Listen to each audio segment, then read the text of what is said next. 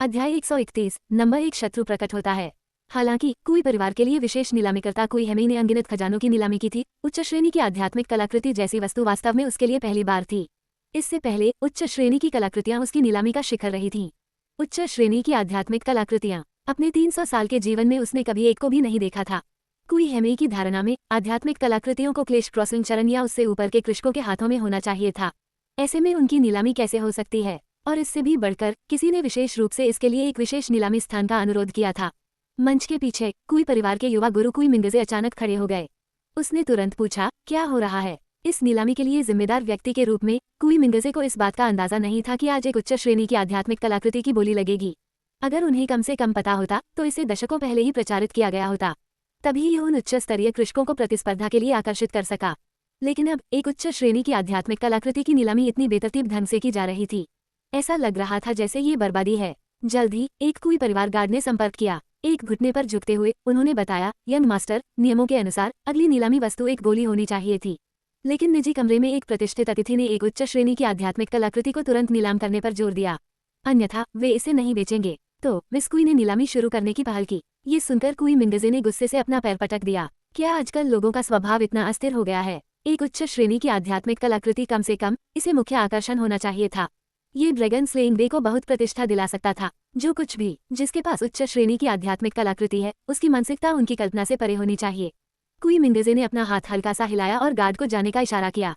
फिर उसने मन ही मन एक मौन निर्णय ले लिया। भले ही इस उच्च श्रेणी की आध्यात्मिक कलाकृति की कीमत कितनी भी हो, कुई परिवार को इसे हासिल करना ही होगा। कुछ युक्तियों के साथ वे निश्चित रूप से बहुत अधिक स्पिरिट स्टोन बना सकते हैं। दूसरी ओर ये यू और लियांग यू भी बहुत उत्सुक थे। एक उच्च श्रेणी की आध्यात्मिक कलाकृति निश्चित रूप से देखने लायक थी। तो ये यू ने लियांग यू को वापस उनकी सीटों पर खींच लिया। ऐसा नहीं है कि हम जल्दी में हैं, आइए देखें कि यह आध्यात्मिक कलाकृति क्या है। लियांग यू ने एक पल के लिए सोचा और उसे नहीं रोका। एक उच्च श्रेणी की आध्यात्मिक कलाकृति से कृषकों को अत्यधिक लाभ हुआ। यदि यह एक रक्षात्मक आध्यात्मिक कलाकृति होती तो लियांग यू निश्चित रूप से ये यू को इसे खरीदने का सुझाव देते। आखिरकार जब वह सुरक्षित होगा तभी वह वास्तव में सहज महसूस करेगी। लेकिन लियांग यू ने कभी सोचा भी नहीं होगा कि इतनी जल्दी उसे इस फैसले पर गहरा पछतावा होगा। मंच पर कुई हेमेई ने धीरे से कहा, साथी दाववादियों, इस नीलामी वस्तु की विशेष प्रकृति के कारण इस उच्च श्रेणी की आध्यात्मिक कलाकृति का मालिक व्यक्तिगत रूप से नीलामी आयोजित करने का इरादा रखता है। कृपया उसका गर्मजोशी से स्वागत करें। अगले ही पल रुवान लियान्यू की आकृति ऊपर से धीरे से मंच पर उतरी। उनकी उपस्थिति से उपस्थित सभी लोगों के बीच हंगामा मच गया। वे उसकी सुंदरता पर आश्चर्यचकित हुए बिना नहीं रह सके। कभी नहीं सोचा था कि दुनिया में इतनी खूबसूरत परी होगी वास्तव में, और उसके पास एक उच्च श्रेणी की आध्यात्मिक कलाकृति है। ये वास्तव में ईर्ष्यापूर्ण है। मुझे आश्चर्य है कि क्या इस परी के पास कोई है जिससे वह प्यार करती है। यदि नहीं तो मैं इसे आजमा सकता हूँ। चुप रहो, अपने मेढक जैसी शक्ल के साथ तुम अभी भी हंस का मांस खाने का सपना देखते हो। सपने देखते रहो। नीचे दी गई चर्चाएं अंतहीन थीं। ये यू उनसे पूरी तरह बेखबर था। उस परिचित आकृति को देखकर उसके मन में यादों का सैलाब उमड़ पड़ा। स्वप्न के दायरे में बचपन से पहली बार उसने रुवान लियान्यू को देखा, पहली बार उसने एक आध्यात्मिक फल का स्वाद चखा। वह पहला व्यक्ति था जिसकी उसने अपनी युवावस्था के दौरान प्रशंसा की थी। सच कहूं तो उस सपने का शुरुआती हिस्सा वाकई एक खूबसूरत याद था। इस बीच लियांग यू को रुवान लियान्यू की उपस्थिति से गहरा सदमा लगा। उसने डर का एहसास महसूस करते हुए तुरंत ही यू का हाथ कसकर पकड़ लिया। डर है कि कहीं ये यू को यह महिला रुवान लियान्यू फिर से अपने साथ न ले जाए। मंच पर मूल रूप से एक सुंदरी कुई हेमेई को रुवान लियान्यू के आगमन पर एक सहायक भूमिका में सीमित कर दिया गया था। रुवान लियान्यू ने कोई अनावश्यक शब्द नहीं कहे। उसने लापरवाही से उच्च श्रेणी की आध्यात्मिक कलाकृति दुख को भूल जाओ निकाल ली। छोटी तलवार हवा में तैरने लगी और एक ही पल में पूरे आयोजन स्थल पर तलवार की घनी आभा फैल गई। रुवान लियान्यू की आध्यात्मिक ऊर्जा के प्रभाव में कुछ निचले स्तर के कृषक इस तलवार को सीधे देख भी नहीं सकते थे। मंच के पीछे कुई मिंगजे की सांसें तेज हो गईं। एक आध्यात्मिक कलाकृति, ये वास्तव में एक उच्च श्रेणी की आध्यात्मिक कलाकृति है। चाहे कितने भी स्पिरिट स्टोन हो, इसे खरीदना ही होगा। इसलिए कुई मिंगजे ने तुरंत कुई हेमेई को एक मानसिक संदेश भेजा, जल्दी से उससे पूछे कि कितने स्पिरिट स्टोन हैं।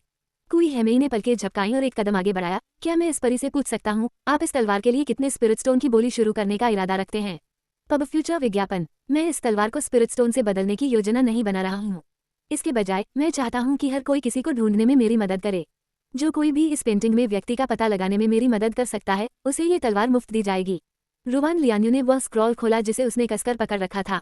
दर्शाया गया व्यक्ति निस्संदेह ये यू था। कई साधकों को किसी को ढूंढने में मदद करने के लिए पुरस्कार के रूप में एक उच्च श्रेणी की आध्यात्मिक कलाकृति की पेशकश करना, यह एक ऐसी विधि थी जिसके बारे में रुवान लियान्यू ने अभी सोचा था। और यह इस समय उसके पास मौजूद सबसे मूल्यवान आध्यात्मिक कलाकृति थी। रुवान लियान्यू का मानना था कि जब तक वह ये यू को ढूंढ सकती है, कोई भी कीमत इसके लायक होगी। इसके अलावा अगर उसे ये यू मिल भी गया तो क्या वह सचमुच उस व्यक्ति को दुख भूलने वाली तलवार देगी?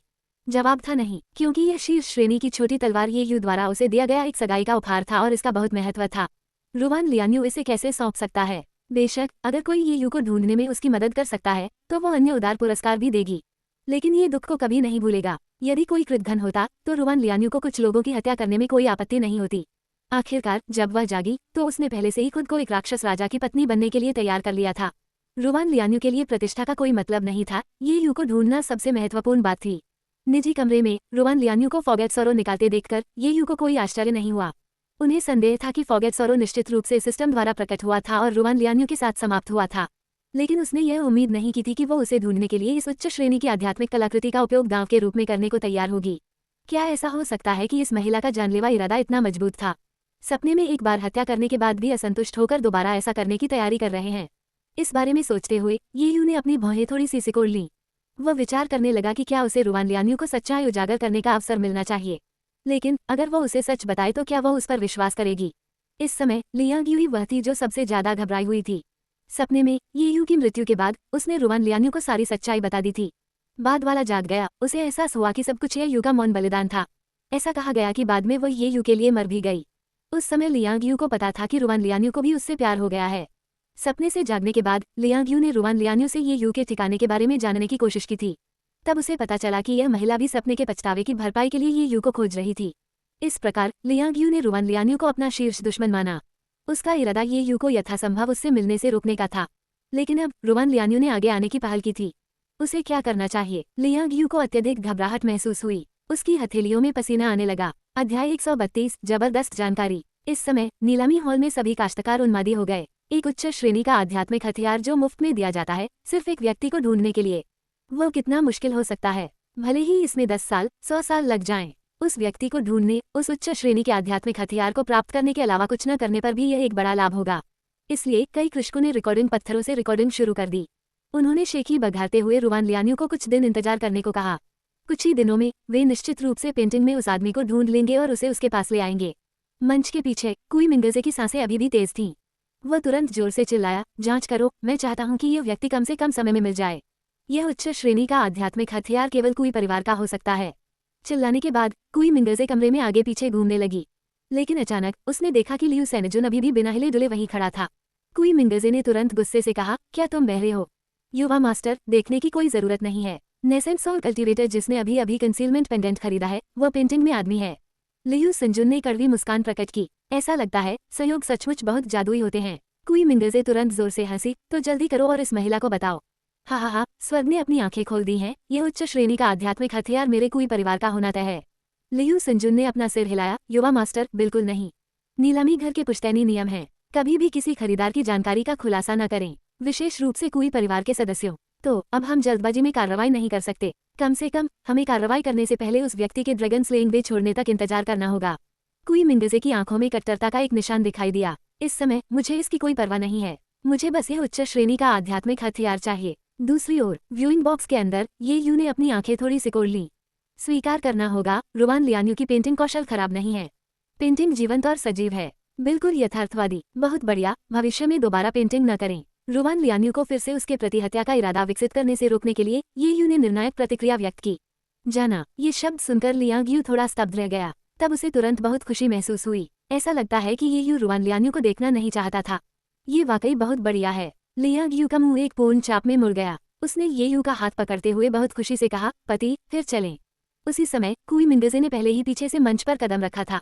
ये परी, मुझे तुम्हारे लिए पेंटिंग में आदमी मिल गया है, वह यही है। बोलने के बाद कुई मिंगजे ने अपनी चौड़ी आस्तीन लहराई। ये यू के बॉक्स में आइसोलेशन एरे तुरंत गायब हो गया और पर्दा टूट गया। सामने की ओर एक बड़ा छेद खुल गया, जिससे ये यू और लियांग यू के हाथ जुड़े हुए दिखाई दे रहे थे। जिस व्यक्ति को वह दिन रात चाह रही थी उसे अपने सामने देखकर रुवान लियान्यू का दाहिना हाथ थोड़ा कांपने से खुद को रोक नहीं सका। वह धीरे से बुदबुदाई, पति, आखिरकार मैंने तुम्हें पा ही लिया। घटनाओं के अचानक मोड़ ने ये यू को पूरी तरह से विचलित कर दिया। लानत है, क्या चल रहा है? डिब्बे के सामने अचानक इतना बड़ा छेद कैसे हो गया? ये यू ने नीचे देखा और रुवान लियान्यू से नजरें मिलाईं। उसकी आंखों में देखने से पुष्टि हो गई, ये जानलेवा इरादे वाला व्यक्ति है। लियांग यू ने बॉक्स में अजीब स्थिति को देखकर तुरंत प्रतिक्रिया व्यक्त की। उसने कुई मिंगजे की ओर उदासीनता से देखा और कहा, क्या कुई परिवार इसी तरह काम करता है? क्या आपको नीलामी घर के सख्त नियमों की परवाह नहीं है? अभी एक क्षण पहले लियांग यू ने स्पष्ट रूप से सुना कि कुई मिंगजे ने क्या कहा। उसने तुरंत सोचा कि यह बुरा है। अप्रत्याशित रूप से अगले ही पल कुई मिंगजे ने निर्णायक कार्रवाई की। इससे लियांग यू तुरंत क्रोधित हो गया। वो कई बार कुई परिवार की नीलामी में गई थी और जानती थी कि कुई मिंगजे वर्तमान में नीलामी के प्रभारी थे, लेकिन उसने कभी सोचा नहीं था नीलामी के प्रभारी व्यक्ति के रूप में वह एक उच्च श्रेणी के आध्यात्मिक हथियार के लिए बेशर्मी से हर चीज की उपेक्षा करेगा। क्या मेरे लिए लियांग यू अपने दाव साथी की रक्षा करना सचमुच इतना कठिन है? एक पल के लिए लियांग यू का दिल कुई मिंगजे के प्रति हत्या के इरादे से भर गया, लेकिन इस तरह के उपहास का सामना करने पर कुई मिंगजे को गुस्सा नहीं आया, बल्कि वह हंस पड़ी। कौन से लौह नियम, पैतृक शिक्षाएं, जब तक उसे उच्च श्रेणी का आध्यात्मिक हथियार मिल जाता उसे इन चीजों की कोई परवाह नहीं थी। सब कुछ इसके लायक था। ये देखकर कि कार्य पूरा हो गया, कुई मिंगजे ने आगे कदम बढ़ाया और उच्च श्रेणी के आध्यात्मिक हथियार फॉगेट सौरो को लेने की तैयारी की। लेकिन अप्रत्याशित रूप से रुवान लियान्यू तेजी से आगे बढ़ा। वह आगे बढ़ी और फॉगेट सौरो को उल्टी पकड़ में पकड़ लिया, फिर ऊपर बॉक्स की ओर उड़ गई। कुई मिंगजे को कुछ भी समझ नहीं आया, वह अविश्वास में स्तब्ध रह गई। उसने तलवार ले ली। क्या ये घोटाला नहीं है? ये यूं मदद नहीं कर सका, लेकिन एक कदम पीछे हट गया। वह आ रही है, वह उस तलवार के साथ आ रही है। अपने सपने को खत्म होने से बचाने के लिए ये यू ने तुरंत लियांग यू को खींच लिया और बाहर उड़ गया। ये देखकर रुवान लियांग यू ने जल्दी से चिल्लाया, पति, मास्टर, मत जाओ। उनकी 3 आकृतियां नीलामी हॉल से तुरंत गायब हो गईं, जिससे काश्तकारों की भीड़ अस्त व्यस्त हो गई। रुवान लियांग यू के शब्दों से ये स्पष्ट था, ये यू उसका पति था, लियांग यू उसके गुरु थे। उस वाक्य में दी गई जानकारी जबरदस्त थी। हर किसी के मन में एक कहानी बन गई। रुवान लियांग यू के पति का उसके मालिक के साथ अफेयर था और दोनों एक साथ भाग गए। अपने पति को खोजने के लिए रुवान लियांग यू ने पुरस्कार के रूप में एक उच्च श्रेणी के आध्यात्मिक हथियार की पेशकश करने में संकोच नहीं किया, लेकिन फिर भी इससे उसका पति वापस नहीं आया। वह आदमी दृढ़तापूर्वक रुवान लियांग यू के मालिक के साथ भाग गया। क्या रूह कंपा देने वाली दुखद प्रेम कहानी है? तो एक सुंदर चेहरे और उच्च श्रेणी के आध्यात्मिक हथियार के साथ भी आपको त्यागा जा सकता है। ये कहाँ का न्याय है? ऐसे में भला प्यार पर कौन यकीन करेगा? कुई मिंगजे भी काफी देर तक वहीं अचंभित खड़ी रहीं। तब उसे एहसास हुआ इस गेम में वह सबसे बड़े हारे हुए खिलाड़ी थे। सबके सामने उन्होंने नीलामी घर की प्रतिष्ठा को भी खतरे में डाल दिया, लेकिन अंत में उसे उच्च श्रेणी का आध्यात्मिक हथियार नहीं मिला। क्या ये पूर्ण घोटाला नहीं था? वह महिला चली गई, ठीक है, लेकिन किसी और के लिए निर्धारित इनाम लेकर चले जाना और इतनी लापरवाही से ऐसा करना। कुई मिंगजे का चेहरा गुस्से से लाल हो गया। ये ड्रैगन स्लेइंग डे है। कोई भी कुई परिवार का अनादर करने का साहस नहीं करता और कोई भी कुई परिवार को धोखा देने की हिम्मत नहीं करता। कुई मिंगजे ने अपनी चौड़ी आस्तीन लहराते हुए कहा, उन तीनों को पकड़ लो। लियू सिंजुन और कुई परिवार के गार्डों का एक समूह तुरंत सहमत हो गया। पूर्वी ड्रैगन स्लेइंग डे। ये यू और लियांग यू बिजली की गति से आगे बढ़े। उनकी आकृतियां क्षणभंगुर छाया में बदल गईं और आगे बढ़ गईं, जबकि रुवान लियांग यू उसके पीछे पीछे चल रही थी, लगातार उसका पीछा कर रही थी। ऐसी स्थिति में लियांग यू के चेहरे पर मुस्कान जरा भी कम नहीं हुई, क्योंकि ये पहली बार था जब ये यू ने स्वेच्छा से उसका हाथ थामा था, और रुवान लियांग यू के पीछा करने के बावजूद भी वह उसे अपने साथ ले जाना चाहता था। क्या यह मूलतः एक स्वीकारोक्ति नहीं है? पति, तुम सच में कुछ हो। मैं अब आपकी भावनाओं को पूरी तरह से समझता हूँ। लियांग यू से अलग इस समय ये यू बहुत घबराया हुआ था। उसने पीछे मुड़कर देखा तो रुवान लियांग यू को आध्यात्मिक हथियार फॉगेट सौरो पर उड़ते हुए देखा, जो लगातार उनके बीच की दूरी को बंद कर रहा था। ये यू मदद नहीं कर सका, लेकिन वह हिचक गई। लेकिन फिर अचानक वो रुक गया। क्यों भागो? रुवान लियांग यू की साधना का स्तर उतना ऊंचा नहीं है और उसके पक्ष में लियांग यू के साथ अगर यह वास्तव में लड़ाई की बात आती है तो जिसे दौड़ना चाहिए वह रुवान लियांग यू है। इस तरह की कार्रवाई से लियांग यू और रुवान लियांग यू दोनों को झटका लगा। पति क्या करने की योजना बना रहा है? लेकिन अगले ही सेकंड ये यू के हाव भाव अजीब हो गए। रुवान लियांग यू, उसके चारों ओर आध्यात्मिक ऊर्जा इतनी घनी क्यों है? लियांग यू की तुलना में वह बिल्कुल भी कमतर नहीं है। क्या इसका मतलब यह है कि वह पहले ही एकीकरण क्षेत्र में प्रवेश कर चुकी है? इतनी जल्दी? हालांकि रुवान लियांग यू ने और कुछ भी नोटिस नहीं किया। ये यू को डराने से बचने के लिए वह एक सुरक्षित दूरी पर रुक गई और धीरे से बोली, पति, तुम्हें फिर से देखकर मैं वास्तव में बहुत खुश हूँ। कृपया मुझे उन गलतियों को सुधारने का मौका दे जो मैंने पहले की थी। आइए फिर से शुरू करें। ये बातें सुनकर ये यू की उलझन और भी बढ़ गई। यह क्या है? एक उड़ाऊ घर लौट रहा था। अचानक जागृति। ये यू ने एक बार फिर रुवान लियांग यू के हाथ में उच्च श्रेणी के आध्यात्मिक हथियार फॉगेट सौरो को देखा। उसके होंठ कांपने लगे। अब भी ऐसा क्यों लगता है कि उसका रुख बहुत खतरनाक है? क्या वह मीठी मीठी बातों से मुझे लुभाने और फिर हमला करने की योजना बना रही है? लियांग यू ने ठंडे स्वर में चिल्लाते हुए कहा, रुवान लियांग यू, क्या यह पर्याप्त नहीं है कि आपने पिछले जन्म में ये यू की मृत्यु का कारण बना था? इस जीवन में वह अब आपको पसंद नहीं करता है और उसने मेरा दाव साथी बनने का फैसला किया है। तो आपको बस वापस जाना चाहिए। लगातार परेशान करने से कोई नतीजा नहीं निकलेगा। रुवान लियांग यू का शरीर कांप उठा। उसकी नजर बहुत जटिल थी। इस समय लियांग यू अभी भी ये यू की बांह से कसकर चिपकी हुई थी। उनकी घनिष्ठ उपस्थिति ने ईर्ष्या उत्पन्न की। यदि रुवान लियांग यू ने तब ये यू को गलत नहीं समझा था तो अभी ये यू के साथ खड़ा व्यक्ति वह स्वयं ही होना चाहिए। जहां तक लियांग यू का सवाल है, उसे कभी मौका नहीं मिला होगा। रुवान लियांग यू ने अचानक एक कदम आगे बढ़ाया। मास्टर, मुझे पता है कि आप ये यू को पसंद करते हैं, लेकिन क्या हुआ? मैं हार नहीं मानूंगा, क्योंकि मैं अच्छी तरह जानता हूँ ये यू जिस व्यक्ति से सबसे ज्यादा प्यार करता है वह मैं हूँ। उसने जो कुछ भी किया वह मेरे लिए था। अब चाहे यह एक और जीवन जीना हो या किसी सपने से जागना हो, इससे कोई फर्क नहीं पड़ता। महत्वपूर्ण बात यह है कि मैं ये यू को वापस जीत लूंगा, और मैंने पहले जो गलतियां की उनकी भरपाई करूंगा। ये यू, मैं आपसे विनती करता हूँ, कृपया मुझे एक मौका दे, ठीक है? अंतिम वाक्य। रुवान लियान्यू ने इतनी नम्रता से बात की कि ये यू थोड़ा चकित हुए बिना नहीं रह सका। ऐसा लग रहा था मानो वह उस गर्मी में लौट आया हो। और लियांग यू और भी अधिक चिंतित था। उसने रुवान लियान्यू को इतना दृढ़ निश्चय सीधे उसका सामना करने का साहस करते हुए कभी नहीं देखा था। इसने उस कमजोर और सज्जन व्यक्ति की छवि को पूरी तरह से पलट दिया जिसे वह याद करती थी। और अगले ही सेकंड में रुवान लियान्यू ने अपना तुरुप का पत्ता प्रकट करना शुरू कर दिया। उसने अपनी भंडारण अंगूठी से एक आध्यात्मिक फल निकाला। यह एक मुट्ठी के आकार का था, जो 2 बार बड़ी हुई लीची के समान था। जब से तुमने पिछली बार मुझसे कहा था कि तुम वह आध्यात्मिक फल खाना चाहते हो जो मैंने तुम्हें एक बार दिया था, मैंने उसे अपने पास रख लिया है। अब आखिरकार मेरे पास तुम्हें इसे देने का मौका है। ये यू ने गहरी सांस ली। विषाद सबसे अधिक पीड़ादायक होता है। रुवान लियान्यू के शब्दों से ये स्पष्ट था। उसने अपनी नफरत को एक तरफ रख दिया था और वास्तव में उसे पसंद करती थी। वे गहरी स्नेह भरी आंखें झूठ नहीं बोल रही थीं। ये यू की अभिव्यक्ति गंभीर हो गई और वह आहें भरने के अलावा कुछ नहीं कर सका। फिर वह आगे बढ़ा और रुवान लियान्यू के हाथ से आध्यात्मिक फल ले लिया। छूने पर यह ठंडा था, बिल्कुल पहले जैसा। उसने एक छोटा सा टुकड़ा खाया और यह अभी भी बहुत मीठा था। ये देखकर रुवान लियान्यू मुस्कुराई, लेकिन उसकी आंखों से आंसू बहते रहे। ये यू उस समय वास्तव में इस प्रकार का आध्यात्मिक फल खाना चाहता होगा। यह अफसोस की बात है कि यह केवल अभी उसे मिल पाया है। सचमुच बहुत देर हो चुकी थी। रुवान लियान्यू ने धीरे से कहा, पति, चलो एक स्वर्ग ढूंढते हैं। हम हमेशा वहां रहेंगे, फिर कभी किसी विवाद से नहीं निपटेंगे। मैं वहां आध्यात्मिक पेड़ लगाऊंगा और तुम जब चाहो खा सकते हो। ये यू की निगाहें नर्म हो गईं। ये खाका अच्छे से तैयार किया गया था, लेकिन ये विचार रुवान लियान्यू संभवतः कभी भी हासिल नहीं कर पाएगा।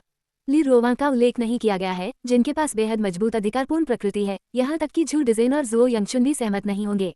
अगर इन महिलाओं को सचमुच सीमा तक धकेला जाए तो वे कुछ भी कर सकती हैं। इसलिए कुछ चीजों को कल्पनाओं के रूप में छोड़ देना ही बेहतर है।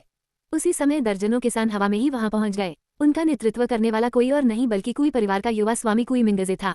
उन्होंने तुरंत ये यू, रुवान लियान्यू और लियांग यू को घेर लिया। कुई मिंगजे ने उदासीनता से कहा, परी, मुझे परवाह नहीं है कि आपका रिश्ता क्या है।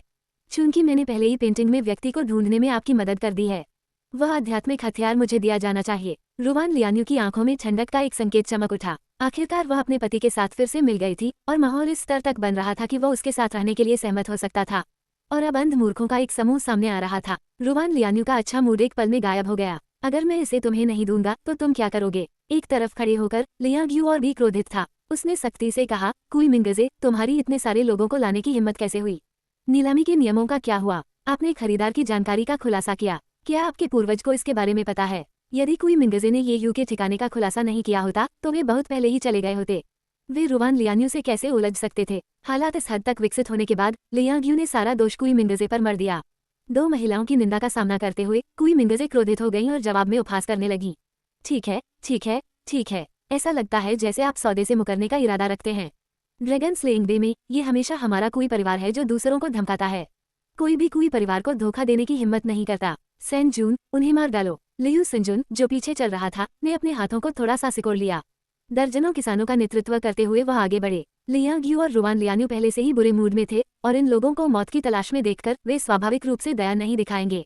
दोनों पक्षों में तुरंत भीषण युद्ध हो गया। केवल एक ही बदले में कई कृषक मौके पर ही मारे गए। ये दृश्य देखकर कुई मिंगजे की पलकें अनियंत्रित रूप से हिल गईं। वह जानता था कि लियांग यू एक एकीकरण क्षेत्र का कृषक था, इसलिए कुई परिवार के जो विशेषज्ञ वह लाए थे वे सभी दिव्य परिवर्तन क्षेत्र से शुरू हुए थे। जहां तक लियू संजुन का सवाल है, जिन्हें उनके अंगरक्षक के रूप में नियुक्त किया गया था, वह एक अंतिम चरण के एकीकरण क्षेत्र के कृषक थे। लेकिन अप्रत्याशित रूप से रुवान लियान्यू भी एकीकरण क्षेत्र में था। दोनों महिलाओं ने मिलकर कुई परिवार के विशेषज्ञों को पहले ही बार बार पीछे धकेल दिया था। ये अच्छा संकेत नहीं था। अगर उसे पता होता कि ऐसा होगा तो उसने आने से पहले कुई परिवार के पूर्वज से मदद मांगी होती। लेकिन अब कुछ भी कहने में बहुत देर हो चुकी थी। उसे स्थिति को बदलने का एक रास्ता खोजना था, अन्यथा यदि कुई परिवार के सभी रक्षक मारे गए तो उसकी अपनी स्थिति बहुत खतरनाक हो जाएगी। इस प्रकार कुई मिंगजे की नजर दूर ही यू पर चली गई।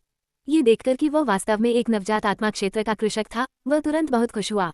उसे सचमुच समझ में नहीं आया कि इस आदमी में ऐसा कौन सा आकर्षण था कि 2 इतनी सुंदर परियां उसे इतना पसंद करने लगी। लेकिन उसके साधना स्तर का मतलब ये भी था कि वह इन 2 परियों के लिए अंतिम कमजोरी बन जाएगा। कुई मिंगजे आगे बढ़ी। अविश्वसनीय गति के साथ वह ये यू के सामने आया। उसने एक तलवार की कलाकृति मंगाकर उस पर निशाना साधा। हर कोई रुको। ये सुनकर लियांग यू, रोवन लियान्यू और कुई परिवार के गार्डों ने अपना ध्यान इस ओर लगाया। जब उन्होंने देखा कि कुई मिंगजे ने ये यू को बंधक बना लिया है तो दोनों महिलाओं के चेहरे काफी बदल गए। उन्होंने एक सुर में चिल्लाकर कहा, मेरे पति को चोट मत पहुंचाओ। कुई मिंगजे ने एक ठंडी मुस्कान प्रकट की, मुझे वो उच्च श्रेणी का आध्यात्मिक हथियार दो, नहीं तो मैं उसे अभी मार डालूंगा। क्या तुम्हें यकीन है कि तुम मुझे मार सकते हो? ये यू के होंठ थोड़े मुड़े हुए थे, उसकी आंखें मनोरंजन से भर गईं। अध्याय 134, एक पहाड़ के पत्थर का उपयोग दूसरे के जेड को चमकाने के लिए। कुई मिंगजे ने अचानक अपना सिर घुमाया। उन्होंने पाया कि ये यू ने न केवल डर का कोई संकेत नहीं दिखाया बल्कि एक आकस्मिक अभिव्यक्ति भी दिखाई। हालांकि तलवार उसकी छाती पर लगी हुई थी, फिर भी वो इतना शांत क्यों था? क्या ऐसा हो सकता है कि इस बच्चे के पास कोई छिपी हुई चाल हो? इस विचार पर कुई मिंगजे को ऐसा लगा जैसे वह बर्फ के गड्ढे में गिर गया हो। जरा सी भी लापरवाही न करने का साहस करते हुए उसने तुरंत अपना ध्यान केंद्रित किया और एक ही तलवार से ये यू को मारने की तैयारी करने लगा। लेकिन कार्रवाई करने से ठीक एक सेकंड पहले ये यू ने अचानक हवा को पकड़कर अपना दाहिना हाथ उठाया। तब कुई मिंगजे को भयानक सक्शन बल महसूस हुआ। कुछ ही सांसों में कुई परिवार के युवा मास्टर दिव्य परिवर्तन क्षेत्र के मध्य चरण में मौके पर ही सूख गए और ये यू इस प्रकार नवजात आत्मा क्षेत्र के शिखर से सफलतापूर्वक आगे बढ़े और प्रारंभिक चरण के दिव्य परिवर्तन क्षेत्र के कृषक बन गए। यह विचित्र दृश्य देखकर वहां मौजूद सभी लोग स्तब्ध रह गए। इतने कम समय में किसी की आध्यात्मिक ऊर्जा खत्म करना और लोगों को पार करते हुए ऐसा करना, ये स्पष्टतः एक राक्षसी तकनीक थी। लियू सिंजुन ने तेजी से प्रतिक्रिया व्यक्त की और तुरंत ड्रैगन स्लेइंग बे की दिशा की ओर भाग गया। हालिया झड़प से उन्हें समझ आ गया कि लियांग यू और रुवान लियान्यू कोई सामान्य प्रतिद्वंद्वी नहीं थे। उनका उनसे कोई मुकाबला नहीं था, इसलिए मौत का इंतजार करने के लिए यहाँ रुकने के बजाय ड्रैगन स्लेइंग बे में लौटना और मदद मांगना अधिक समझदारी थी। ये देखकर कुई परिवार के बाकी गार्ड भी जल्दी से पीछे हो लिए। लियांग यू और रुवान लियान्यू ने अपनी भौहें सिकोड़ ली। वे जानते थे कि कुई परिवार का प्रभाव बहुत अधिक था। यदि कुई परिवार के युवा स्वामी की मृत्यु की खबर फैल गई तो कुई परिवार निश्चित रूप से ये यू से निपटने में कोई कसर नहीं छोड़ेगा। ये जरूर परेशानी वाली बात थी, इसलिए उन्हें इन सभी लोगों को यहीं रखना सुनिश्चित करना था। रुवान लियान्यू ने तुरंत तलवार से पीछा किया, दुख को भूल जाओ। जबकि लियांग यू ने अपनी आध्यात्मिक समझ का उपयोग करते हुए ये यू को एक संदेश भेजा, पति आप पहले वापस जाएं। इन गंदगी से निपटने के बाद मैं आपको स्पिरिट बोट पर पाऊंगी। इससे पहले कि उसके शब्द पूरी तरह से फीके पड़े, लियांग यू की छवि पहले ही गायब हो चुकी थी। ये यू अपनी जगह पर खड़ा रहा, फिर भी नहीं हटा। इसके बजाय उसने उत्तर की ओर देखते हुए फुसफुसाया, अब जब मैं अकेला हूँ तो आप कब तक इंतजार करने की योजना बना रहे हैं? अगले ही सेकंड में अचानक काले लबादे में लिपटी एक आकृति प्रकट हुई। आपने मुझे किस प्रकार ढूंढा? आवाज से पता चला कि वह महिला थी। ये यू ने अपनी भौहें थोड़ी सी ऊपर उठाई और फुसफुसाया, अंदाजा। कुई मिंगजे द्वारा उसे धमकी देने से ठीक पहले ये यू ने स्पष्ट रूप से अपने पीछे एक हल्की राक्षसी आभा को महसूस किया था, तो उसने अनुमान लगाया कि वहां अन्य लोग भी मौजूद थे। इस प्रकार उन्होंने जानबूझकर छिपे हुए राक्षस को बाहर निकालने के लिए ऐसा कहा था। अप्रत्याशित रूप से इसने वास्तव में काम किया। काले लबादे के नीचे कोई और नहीं बल्कि वह व्यक्ति था जिसने कंसीलमेंट पेंडेंट के लिए ये यू के साथ प्रतिस्पर्धा की थी। उसका नाम यिन फेजिंग था। वह क्विंक्यू की एक लोमड़ी राक्षसी थी जो किसी वस्तु की तलाश में दक्षिणी बार्बेरियन महाद्वीप से मध्य महाद्वीप की ओर आ रही थी। उसे उम्मीद थी कि यात्रा सुचारू होगी, लेकिन ये कठिनाइयों से भरी निकली। अगर कुछ भी अप्रत्याशित नहीं हुआ तो यिन फेजिंग को संभवतः कुछ समय के लिए यहाँ रुकना होगा। सुविधा के लिए उसे एक जादुई वस्तु की आवश्यकता थी जो उसकी राक्षसी आभा को छिपा सके, अन्यथा वह आसानी से उच्च स्तरीय कृषकों का ध्यान आकर्षित कर सकती थी। आखिरकार लोमड़ी राक्षसों को मानव कृषकों के लिए अद्वितीय आकर्षण रखने के लिए जाना जाता है। मानव कृषकों के लिए खिलौना बनने से बचने के लिए यिन फेजिंग ने और अधिक समय बर्बाद करने का साहस नहीं किया। इसलिए जब उसने नीलामी के दौरान कुई मिंगजे को ये यू के निजी कमरे को तोड़ते हुए देखा तो उसने तुरंत कंसीलमेंट पेंडेंट को छीनने का अवसर खोजने के बारे में सोचा। निस्संदेह ये और भी अच्छा होगा यदि वह इसे खरीद सके।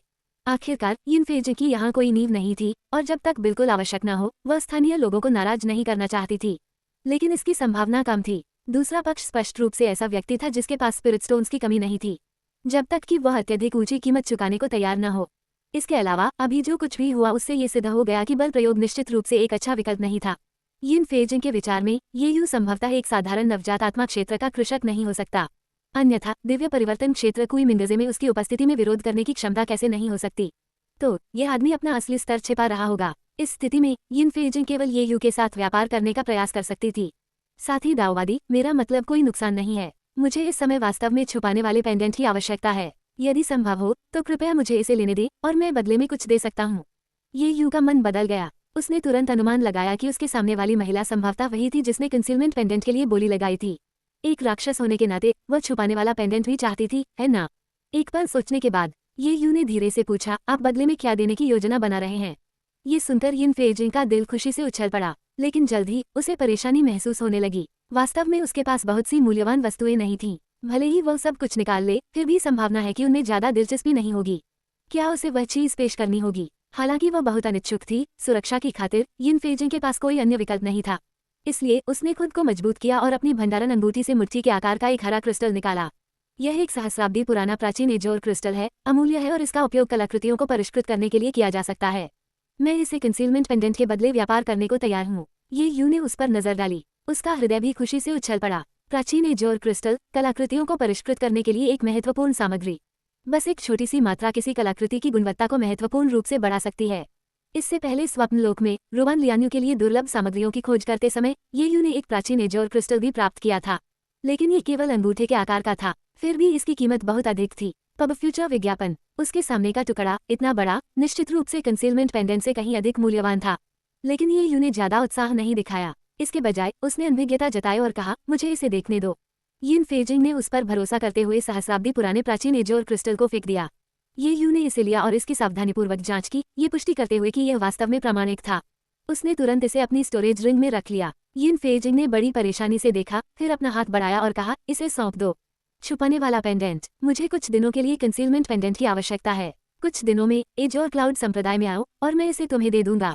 ये यू ने शांतिपूर्वक सौदे से मुकरना शुरू कर दिया। यिन फेजिंग हतप्रभ रह गई। उसने सामान तो ले लिया लेकिन उसका पालन नहीं किया। तो पहले मुझे सहस्राब्दी पुराना प्राचीन एजोर क्रिस्टल दो, हम बाद में वस्तुओं का आदान प्रदान कर सकते हैं। ये यू ने निर्णायक रूप से अपना सिर हिलाया, नहीं, मुझे आइटम की प्रामाणिकता को सत्यापित करने की आवश्यकता है। व्यापार करने से पहले मुझे इसका मूल्यांकन करना होगा। चिंता मत करो, तुम्हारा सामान नहीं खोएगा। मैं अपनी बात को सबसे अधिक महत्व देता हूँ। मुझ पर विश्वास करो और मैं ठीक हो जाऊंगा। अभी के लिए अलविदा। इससे पहले कि उसके शब्द खत्म होते, ये यू प्रकाश की एक लकीर में तब्दील हो गया और तेजी से दूरी में गायब हो गया।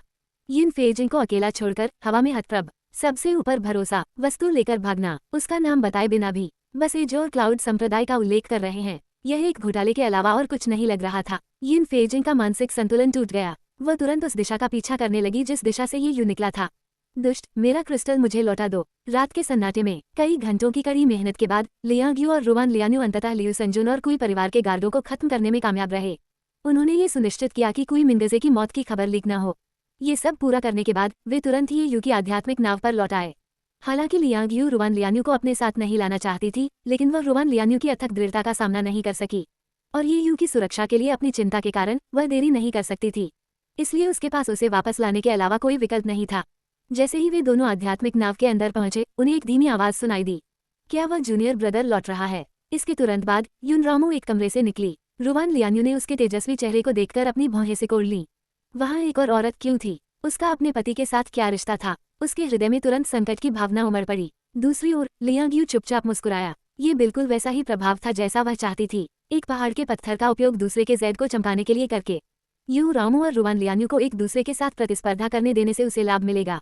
अध्याय 135, 3 महिलाओं का शूरा क्षेत्र। यू रामू ने लियांग यू की ओर देखा, जो एक और महिला को लेकर आई थी जिसकी सुंदरता उसके जैसी ही थी। उसकी भौहें तुरंत सिकुड़ गईं। उसकी छठी इंद्रिय ने उससे कहा, यह महिला ये यू से संबंधित होनी चाहिए। तो उसने तुरंत पूछा, वह कौन है? लियांग यू ने गंभीरता से उत्तर दिया, विंड थंडर टेम्पल से रुवान लियान्यू। वह ये यू की महिला होने का दावा करती है। यू रामू के चेहरे पर मुस्कान आ गई। होने का दावा करती है, जिसका मतलब है कि वो नहीं है। ठीक है, एक साधारण बयान, लेकिन वह शत्रुता से भरा हुआ था। रुवान लियान्यू ने आगे बढ़ने से इनकार करते हुए आगे कदम बढ़ाया। उसने यू रामू से आंखें मिला ली। गुरुवर, यह अर्धराक्षस कौन है? वह इतना घमंड से क्यों बोलती है? लियांग यू ने फुसफुसाते हुए कहा, वह एजोर क्लाउड संप्रदाय की संत है। ये यू की वरिष्ठ बहन, उनका बेहद करीबी रिश्ता है। ये जानकारी का एक महत्वपूर्ण हिस्सा था। इसमें केवल उनकी निकटता का उल्लेख किया गया था, लेकिन ये स्पष्ट नहीं किया गया था कि यह वरिष्ठ बहन का बंधन था या दाव साथी का रिश्ता था।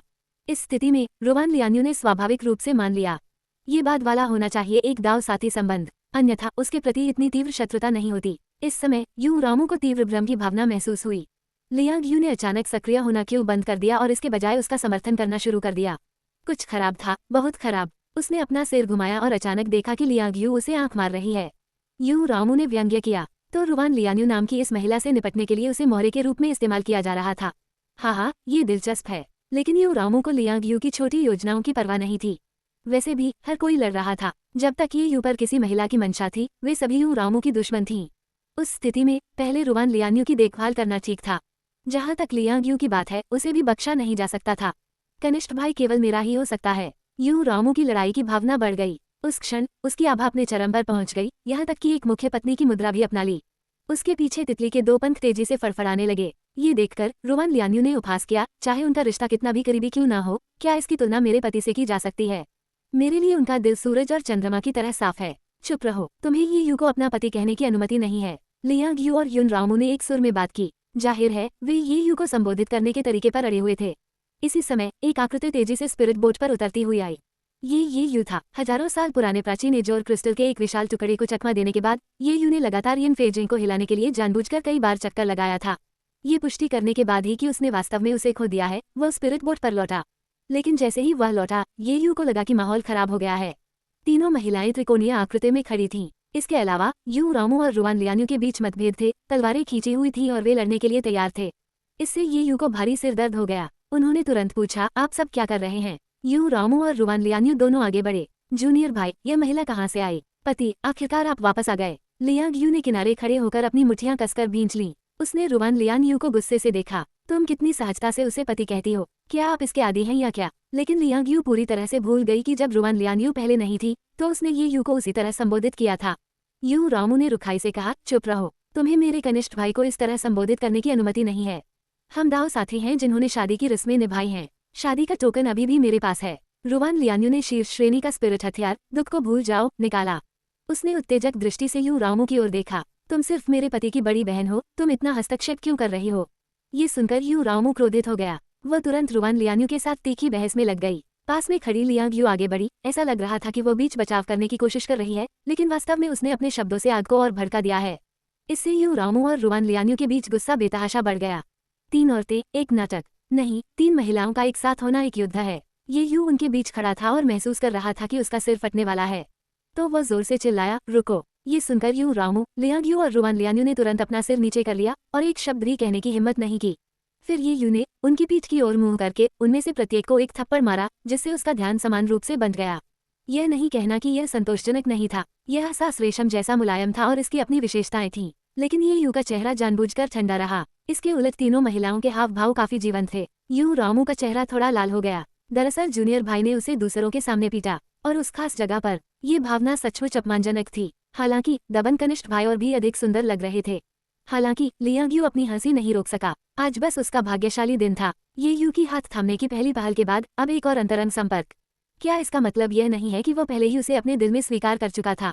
कैसा अद्भुत है। उसने ये यू की दाव साथी बनने की राह पर एक और बड़ा कदम आगे बढ़ाया था। रुवान लियान्यू की आंखों में धुंध छा गई। वह जानती थी कि उसने पहले ये यू के साथ एक गंभीर गलती की थी, इसलिए वह सुधार करने का मौका तलाश रही थी। इस स्थिति में नजरअंदाज किया जाना या उपेक्षा करना सबसे अधिक दुखद होगा। इसके बजाय गुस्सा निकालने के लिए कुछ बार पिटाई किया जाना बेहतर हो सकता है। यदि लियांग यू और यू रामू मौजूद नहीं होते तो रुवान लियान्यू ने अपना गुस्सा निकालने के लिए ये यू से उसे और अधिक पीटने की भीख मांगी होती। जब तक वह उसे माफ कर सकता है, सब कुछ इसके लायक होगा। इसके अलावा ये यू की पिटाई न तो बहुत हल्की थी और न ही बहुत भारी। बिल्कुल सही। हालांकि इसने रुवान लियान्यू के दिल में असामान्य भावनाएं जगा दी। उसे थोड़ा उदासीन भी महसूस हुआ। ये यू ने उन 3 महिलाओं को देखा जो धीरे धीरे आज्ञाकारी बन गई थीं। उसने ठंडी सांस ली। रुवान लियान्यू, पहले मेरे साथ आओ। ये कहने के बाद ये यू कमरे में चला गया। यू रामू और लियांग यू की भौहें तुरंत सिकुड़ गईं। जरा ठहरिए, वह पहले क्यों जाती है। रुवान लियान्यू ने अपनी ठुड्डी को थोड़ा ऊपर उठाया। यू रामू और लियांग यू पर गर्व भरी नजर के साथ वह धीरे धीरे आगे बढ़ी। लेकिन जैसे ही वह मुड़ी, रुवान लियान्यू चिंता से भर गई। वह सचमुच डरी हुई थी कि उसे ये यू से अस्वीकृति सुनने को मिलेगी। इसलिए कमरे में प्रवेश करते ही वह बहुत कर्तव्यनिष्ठा से फर्श पर घुटनों के बल बैठ गई और ये यू के लिए आध्यात्मिक चाय का एक कप तैयार किया और उसे उसके सामने रख दिया। वह धीरे से बोली, पतिदेव, मजा लीजिए। इस तरह की हरकत में एक गुनी पत्नी की आभा थी, खासकर इस बैठी हुई स्थिति में। मूल रूप से मामूली दाववादी वस्त्र में असाधारण रूप से अतिरंजित वक्र दिखाई दे रहा था, जिससे ये यू की पलकें फड़कने लगीं। उसे पहले कभी एहसास नहीं हुआ था कि रुवान लियान्यू का फिगर इतना प्रभावशाली था। ये सचमुच आश्चर्यजनक था। हालांकि ये सुलेख की प्रशंसा करने का समय नहीं था। बाहर अभी भी 2 औरतें थीं, गहरी निगाहों से देख रही थीं। उसे जल्द से जल्द उन तीनों के साथ इस स्थिति को सुलझाना था। अन्यथा ये यू को डर था कि इस अवधि के दौरान उसे कभी शांति नहीं मिलेगी। ये सोचते सोचते वह बोलने लगा, पहले जो हुआ उसके बारे में। इससे पहले कि वह अपना वाक्य पूरा कर पाता, रुवान लियान्यू ने तुरंत हस्तक्षेप किया। पति, जो कुछ भी पहले हुआ वह मेरी गलती थी। अगर मास्टर लियांग यू ने मुझे सब कुछ न बताया होता, मैं शायद अभी भी अंधेरे में होता। चाहे आप मुझे मारे या डांटे, मैं इसे स्वेच्छा से स्वीकार कर लूंगा। मैं आपकी पूर्ण माफी की उम्मीद करने की हिम्मत नहीं करता, लेकिन मैं आपसे केवल एक चीज मांगता हूँ, कृपया मुझे मत छोड़ो, ठीक है। तुम्हारे बिना मुझे नहीं पता कि कैसे जीना है। अध्याय 136, किसी को पीछे हटने के लिए सफलतापूर्वक राजी किया। इस समय रुवान लियान्यू की आंखों से लगातार आंसू बह रहे थे। उसका हृदय अधिकाधिक पछतावे और ग्लानि से भरता गया। उसे ऐसी हालत में देखकर ये यू ने आह भरी, वास्तव में आपके दिल में कई सवाल होने चाहिए। उदाहरण के लिए, मैं राक्षस संप्रदाय का नेता क्यों नहीं बन गया, और मैं मर क्यों नहीं गया? ठीक है, रुवान लियान्यू ने सिर हिलाया। ये यू ने संक्षेप में समानांतर ब्रह्मांड सिद्धांत को दोहराया। फिर उन्होंने आगे कहा, बेशक आप इसे एक सपने के रूप में भी समझ सकते हैं। उस समय मैं अपने पहले प्यार का अनुभव कर रहा था, आपको देखा और आपको पसंद किया। हमारी बाद की मुलाकातों ने मुझमें आपके प्रति जुनून पैदा कर दिया। मैं तुम्हारे प्यार में पागल हो गया, लेकिन अब सपना खत्म हो गया है और सब कुछ खत्म हो जाना चाहिए। ये सुनकर रुवान लियान्यू को उसके पूरे शरीर में तुरंत ठंडक महसूस हुई, जैसे कि उसे पूरी दुनिया ने त्याग दिया हो। उसकी आंखों ने अपनी पिछली चमक खो दी। उसका दिमाग एक ही विचार से भस्म हो गया था कि ये यू अब उसे नहीं चाहता था। सबसे ज्यादा डर वाली बात उम्मीद के मुताबिक ही हुई। उसने अपने हाथों से जो पाप किए थे, अब उसका प्रतिफल उसे मिला। ये यू ने जो किया वो गलत नहीं था, फिर भी रुवान लियान्यू इस वास्तविकता को स्वीकार नहीं कर सका।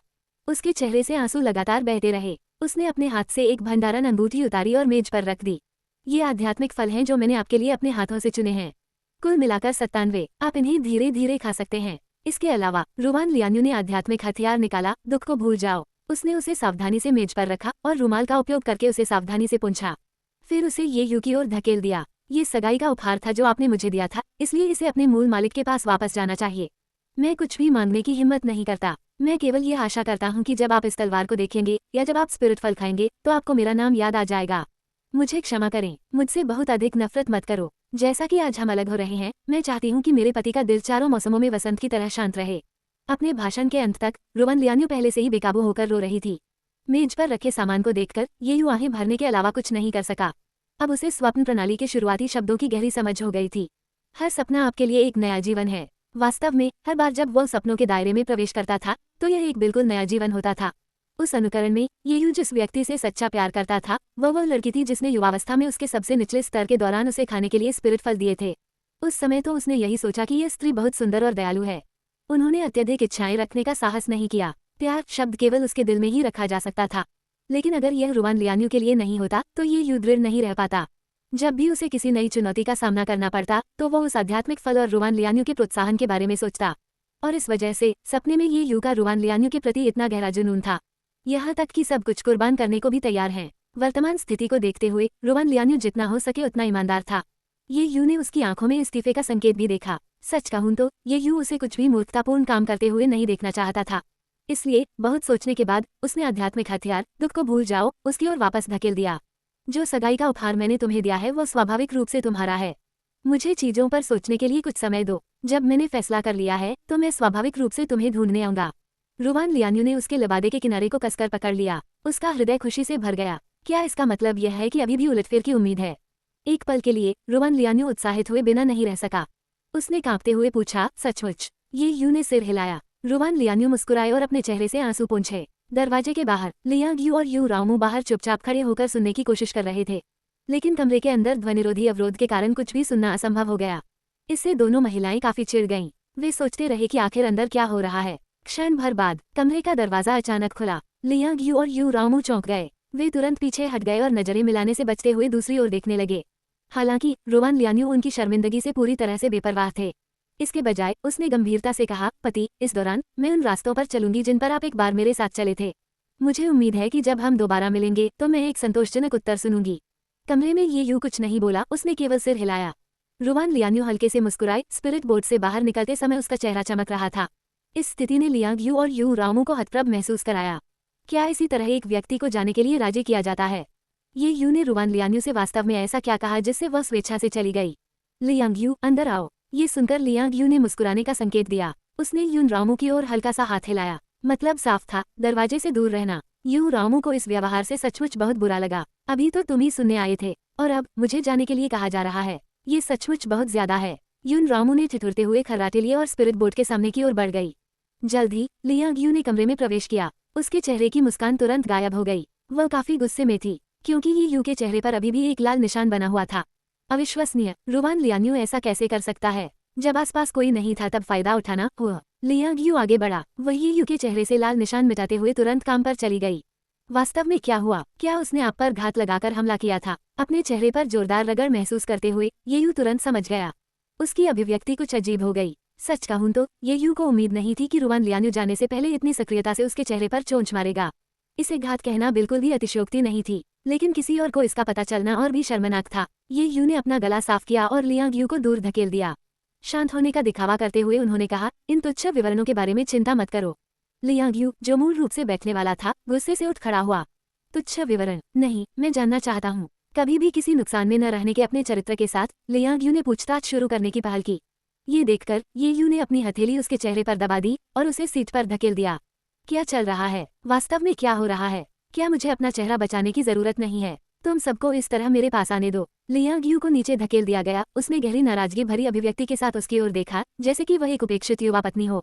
इस पर ये यू केवल असहाय महसूस कर सकता था। ठीक है, मैंने आपको गंभीर मामलों पर चर्चा करने के लिए बुलाया है। मैं जल्द ही एज और क्लाउड सेक्ट में वापस जा रहा हूँ। आपको साथ लाना उचित नहीं है। अब आपके जाने का समय हो गया है। लियांग यू ने अपनी बाहें पार कर ली और गंभीरता से कहा, मैं नहीं जा रही हूँ। मैं अब से आपका अनुसरण करने की योजना बना रही हूँ। ये यू ने अपनी भौहें थोड़ी सी सिकोड़ ली। लियांग यू, सपनों की दुनिया में हम सिर्फ बिजनेस पार्टनर थे, इससे ज्यादा कुछ नहीं। आप वास्तविकता में जाने क्यों नहीं दे सकते? लियांग यू को एज और क्लाउड संप्रदाय में वापस ले जाना बिल्कुल अवास्तविक है। ये निस्संदेह कई चीजों को प्रभावित करेगा।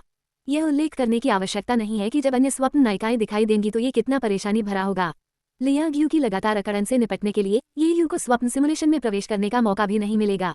वो शुरू में लियांग यू को तुरंत छोड़ने के लिए मजबूर करना चाहता था, लेकिन उसकी पिछली अकड़न को देखते हुए उसे हार माननी पड़ी। आखिरकार उसने पहले भी स्पष्ट सीमाएं निर्धारित करने का प्रयास किया था। फिर भी लियांग यू असाधारण रूप से दृढ़ था, बाकी सभी चीजों की पूरी तरह से उपेक्षा कर रहा था। जितना अधिक वो उसे अस्वीकार करता, वो उतनी ही चिपकू होती जाती। इस पर विचार करने के बाद ये यू ने गंभीरता से कहा, समानांतर दुनिया के मामले आप में से केवल कुछ ही लोगों को पता है। मेरी वर्तमान पहचान एज और क्लाउड संप्रदाय के शिष्य के रूप में है। आपको एक एकीकरण क्षेत्र के कृषक को वापस ले जाना अनिवार्य रूप से समझाना मुश्किल होगा। लियांग यू ने मुस्कुराते हुए कहा, कठिनाई क्या है? बस कहो कि मैं तुम्हारे बचपन का मंगेतर हूँ। अब जब हम दोबारा मिले हैं तो स्वाभाविक रूप से हमें एक साथ रहना चाहिए। शायद आपका संप्रदाय इतना खुश होगा कि वे हम दोनों के लिए एक अलग कमरा भी तैयार करेंगे। फिर हम एक जोड़े के रूप में एक साथ रह सकते हैं।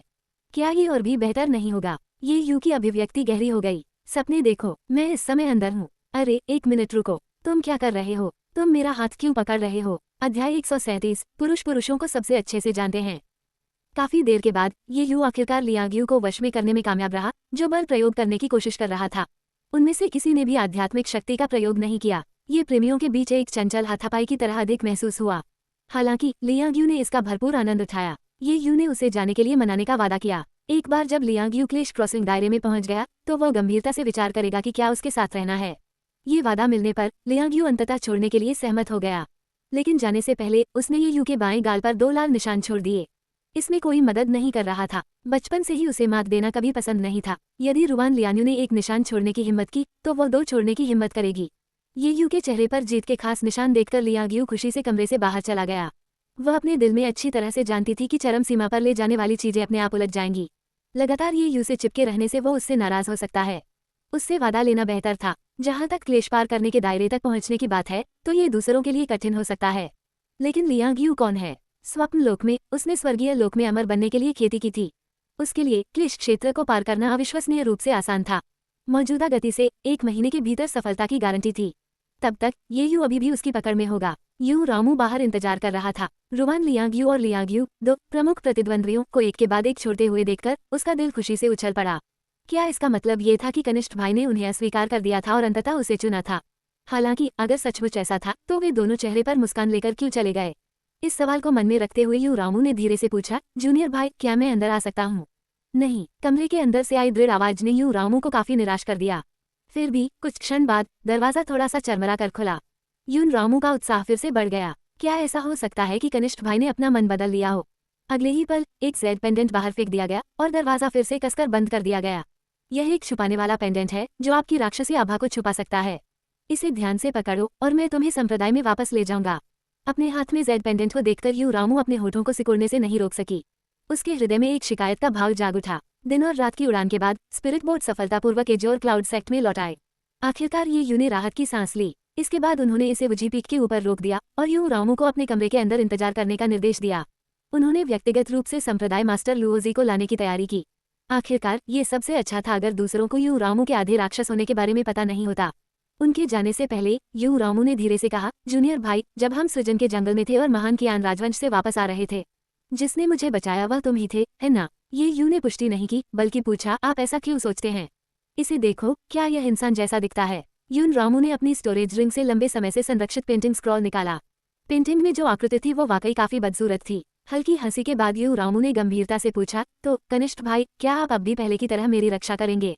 अब से मैं तुम्हारी रक्षा करूंगा। जहाँ तक पहले क्या हुआ मुझे नहीं पता। ये यू ने हल्के से अपने पैर की उंगलियों को थपथपाया और स्पिरिट बोर्ड से उड़ गया। एक हल्की सी हवा चली। अपनी जगह पर खड़े होकर यू रामू की मुस्कान फूल की तरह खिल गई।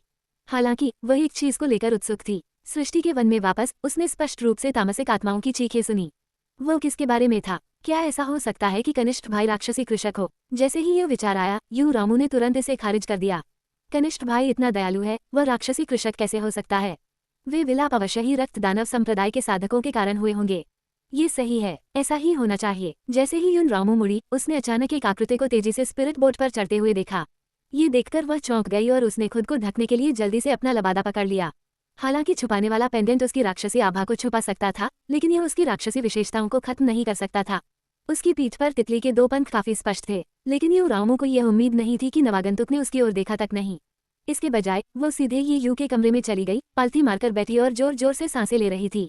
इस अजीब दृश्य को देखकर यू रामू बहुत उत्सुक हो गई, तो वह चुपचाप करीब चली गई। उसे आश्चर्य हुआ जब उसे पता चला कि यह वुजीपीक का दूसरा शिष्य जी मुलिंग था। इस वक्त वो पूरी तरह से अपनी ही दुनिया में डूबी हुई लग रही थी। आंखें कसकर बंद थीं, उसकी अभिव्यक्ति आनंदित थी, मानो वो किसी चीज का स्वाद ले रही हो। यू रामू आश्चर्य से हौंफने के अलावा कुछ नहीं कर सका। जी मुलिंग ऐसी क्यों थी? एज और क्लाउड संप्रदाय के मुख्य हॉल में संप्रदाय मास्टर लुओजी आगे पीछे घूम रहे थे। 7 दिन। यू रामू को एज और क्लाउड संप्रदाय छोड़े हुए पूरे 7 दिन हो गए थे। इतने लंबे समय में बहुत सारी चीजें हो सकती हैं। लुओजी को वास्तव में डर था कि एक दिन यू रामू बड़े हुए पेट के साथ वापस आएगा, जबकि ये यू एक दुष्ट मुस्कान के साथ खड़ा था। उसने मनोरंजक ढंग से उससे कहा, बच्चा रास्ते में है और अब पीछे मुड़ना संभव नहीं है। बूढ़े आदमी, कुछ चीजें हैं जिन्हें आप रोक नहीं सकते। जब भी लुओजी इसके बारे में सोचता, वह इतना क्रोधित होता कि उसके सीने में दर्द होने लगता। यह मत कहो कि ऐसी चीजें संभवतः नहीं हो सकती। जैसा कि कहा जाता है, पुरुष ही पुरुषों को सबसे अच्छे से समझते हैं। अगर दोनों को एक साथ अकेले रहने का मौका मिले तो कोई कैसे उम्मीद कर सकता है कि कोई आदमी खुद को रोक पाएगा? सिर्फ सपनों में। जितना अधिक लुओजे ने इसके बारे में सोचा, वह उतना ही अधिक चिंतित हो गया। लेकिन दुर्भाग्य से यून रामू को खोजने के लिए भेजे गए लोगों ने अभी तक वापस रिपोर्ट नहीं की है। ये लुओजी को चिंतित कर रहा था। नहीं, वो अब और इंतजार नहीं कर सकता था। जैसे ही लुओजी यू रामू की खोज के लिए व्यक्तिगत रूप से बाहर जाने की तैयारी कर रहा था, उसका सामना ये यू से हुआ। इस अचानक उपस्थिति ने लुओजी को चौंका दिया। फिर उसने ये यू की ओर देखा, जो अकेला था, और बाहर की ओर देखा। उसे यू रामू का कोई संकेत नहीं मिला। लुओजी का दिल खुशी से उछल पड़ा और उसके चेहरे पर एक शानदार मुस्कान बिखर गई। भतीजे, ये तुम अकेले वापस आए हो। मैं पहले से ही बैजहांग दाव घटना के बारे में जानता हूँ। ये ठीक है अगर आपको डाकेबिस फूल नहीं मिले। ये ठीक है, आपको वापस जाना चाहिए और पहले आराम करना चाहिए। लुओजी की चिंताएं दूर हो गईं। जब तक ये यू अकेला वापस आया, शायद इसका मतलब था कि वो बहुत ज्यादा सोच रहा था। शायद ये यू और यू रामू एक साथ नहीं थे। ये लुओजी के लिए बहुत बड़ी राहत होगी। ये यू ने बू जियाओयुन से प्राप्त 200 डाकेबिस फूल निकाले और उन्हें लुओजी के सामने रख दिया। संप्रदाय मास्टर, मैंने मिशन पूरा कर लिया है। मैंने दूसरे स्रोत से 200 डाकेबिस फूल प्राप्त किए। लुओजी ने नीचे देखा और तुरंत आश्चर्यचकित रह गया। डाकेबिस फूल उच्च मूल्य के थे और दुर्लभ होने के कारण ये बेहद कीमती थे। उसे उम्मीद नहीं थी कि ये यू कहीं और से इतनी सारी चीजें खरीदेगा। बहुत अच्छा, बहुत अच्छा। वह वास्तव में वरिष्ठ बहन के शिष्य होने के नाते खरे उतरे। जैसे ही लुओजी मुस्कुराते हुए ये यू की प्रशंसा करने वाला था, उसके अगले शब्दों ने तुरंत लुओजी के दिल को वापस रसातल में धकेल दिया। संप्रदाय मास्टर, मैं सीनियर सिस्टर यू रामू के साथ लौटी हूँ। वो इस समय वुजीपीक पर हैं। उसे कुछ स्वास्थ्य संबंधी समस्याएं हैं, इसलिए मैं आपसे ये कहने आया हूँ कि आप मेरे साथ आएं। स्वास्थ्य के मुद्दों? क्या ऐसा हो सकता है कि सबसे खराब स्थिति वास्तव में सच हो गई हो? क्या यू रामू ये यू के बच्चे से गर्भवती हो गई थी? लुओजी हिल गया, लगभग ढह गया। ये देखकर ये यू तेजी से आगे बढ़कर उसका समर्थन करने लगा। संप्रदाय मास्टर, क्या गलत है? लुओजी ने अपना सिर थोड़ा हिलाया। उसने अपनी भंडारण अंगूठी से एक उच्च श्रेणी की जादुई तलवार निकाली। उसने ये यू से कहा, चलो भागो मत, आज हम में से एक को मरना होगा। इस दिन एज और क्लाउड सेक्ट के ऊपर एक अभूतपूर्व दृश्य सामने आया। संप्रदाय के मास्टर लुओजी ने व्यक्तिगत रूप से ये यू का शिकार करने के लिए अपनी जादुई तलवार का इस्तेमाल किया। ये देखकर कुछ बुजुर्ग तुरंत ये जानने के लिए आगे बढ़े कि क्या ये यू किसी नापाक गतिविधियों में शामिल था या राक्षसी संप्रदाय के साथ मिला हुआ था। लुओजी के पास केवल एक ही उत्तर था, दफा हो जाओ, यह एक व्यक्तिगत शिकायत है, हस्तक्षेप मत करो। ये सुनकर बुजुर्ग तुरंत मुड़े और चले गए। ओह, यह एक व्यक्तिगत शिकायत है, तो फिर इसमें कोई गंभीर बात नहीं है, आप सभी आगे बढ़ें। हालांकि कुछ जिज्ञासु शिष्यों द्वारा सुने गए लुओजी के शब्दों ने तुरंत ही असीमित अटकलों को प्रज्वलित कर दिया। 5 महान पवित्र भूमियों में से एक एजोर क्लाउड संप्रदाय के सम्मानित संप्रदाय मास्टर लुओजी को अविश्वसनीय रूप से ऊंचा दर्जा प्राप्त था। संभवतः ऐसा क्या हुआ होगा कि उसे सभी मर्यादाओं की उपेक्षा करनी पड़ेगी और एक शिष्य के पीछे भागना पड़ेगा। यहाँ ये ध्यान दिया जाना चाहिए कि गपशप करने वालों का दिमाग असाधारण रूप से स्पष्ट और उल्लेखनीय रूप से रचनात्मक होता है। जल्द ही किसी ने लुओजी और ये यू के बीच एक महत्वपूर्ण संबंध के बारे में सोचा। एजोर क्लाउड संप्रदाय की संत यू रामू, वो लुओजी की शिष्या और ये यू की दाव साथी दोनों हैं। इस प्रकार ये बहुत संभव है कि उसके साथ कुछ ऐसा हुआ जिसके कारण लुओजी और ये यू के बीच दुश्मनी पैदा हो गई। लेकिन वास्तव में क्या हुआ? तार्किक रूप से बोल रहा हूँ, ये यू और यू रामू के कारनामे पूरे एजोर क्लाउड संप्रदाय में फैल गए थे, फिर भी लुओजी ने कभी भी कोई सार्वजनिक कार्रवाई नहीं की थी। इसका तात्पर्य ये था कि लुओजी एक जोड़े के रूप में अपने रिश्ते का समर्थन कर रहे होंगे। तो ऐसा क्या हुआ होगा कि लुओजी इतना क्रोधित हो गया?